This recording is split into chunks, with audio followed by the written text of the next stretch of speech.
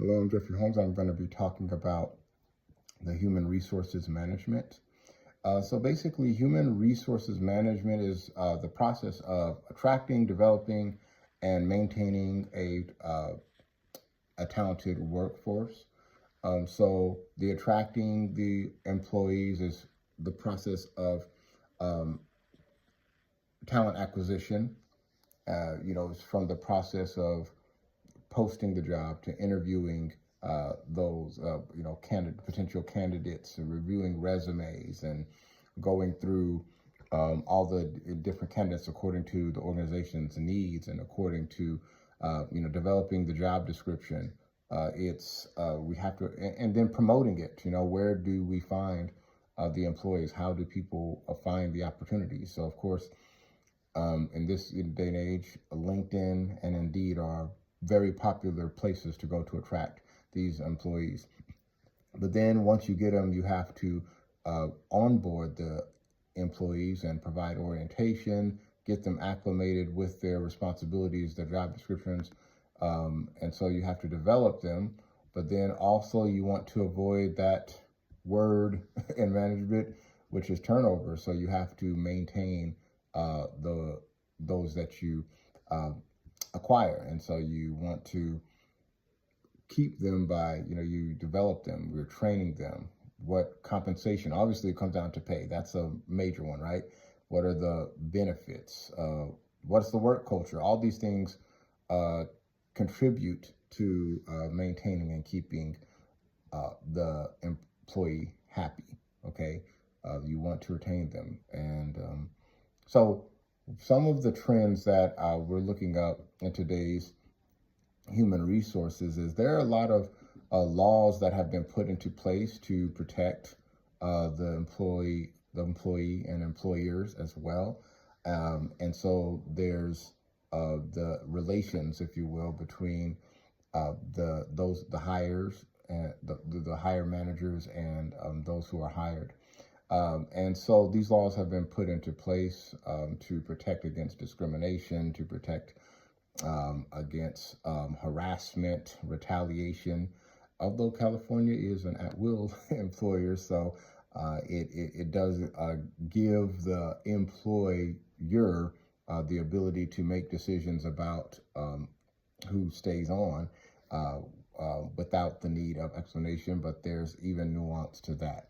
And so with today's human resources, here are some of the trends. A lot of it is the use of technology in human resource management. So we know AI, data analytics, and digital HR systems are being used more than ever. Obviously, the technology is being used to recruit, to schedule, to track performance. There's software, I cannot remember, like Asana, that tracks, what an employee is doing, if they're accomplishing their goals. So there's a lot of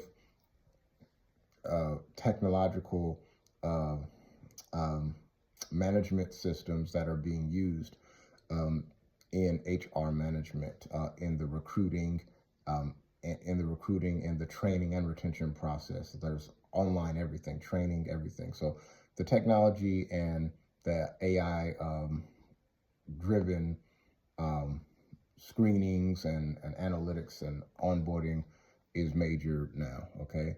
But another thing, and this is maybe generational as well, it's a major focus on employee experience and their well-being, how they're doing. It's not just the bottom line of the organization.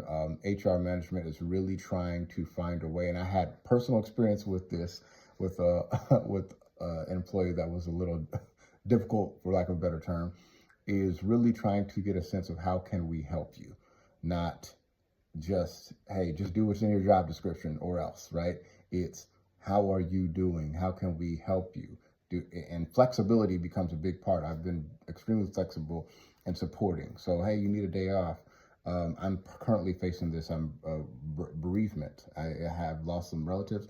So, hey, we want to support you during this time. We don't want to seem insensitive by saying, hey, I need these reports. I need this, that, or the other. Hey, take the time off. We got it. And so it's a big emphasis on having wellness days, not just sick days when you're literally sick, but sick also counting as I'm not very well right now, for whatever reason.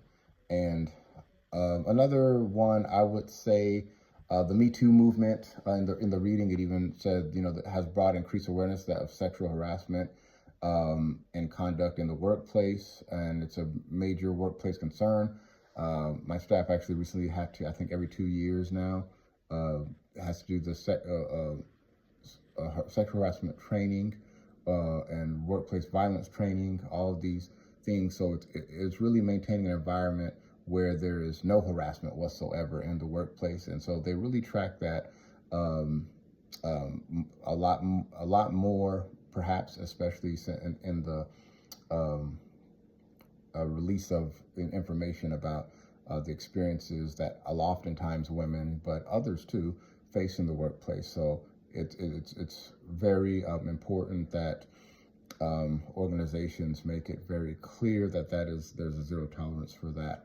And so a lot of times people are very, very, very cognizant and very clear about people's boundaries. Even things like, hey, I'm not going to touch you on the shoulder if that may make you feel uncomfortable. When male and female may be by themselves, you have to be, almost strategic and careful about how that is, because, we want to protect, each other as an organization. So those are some of the trends I noticed. So thank you very much.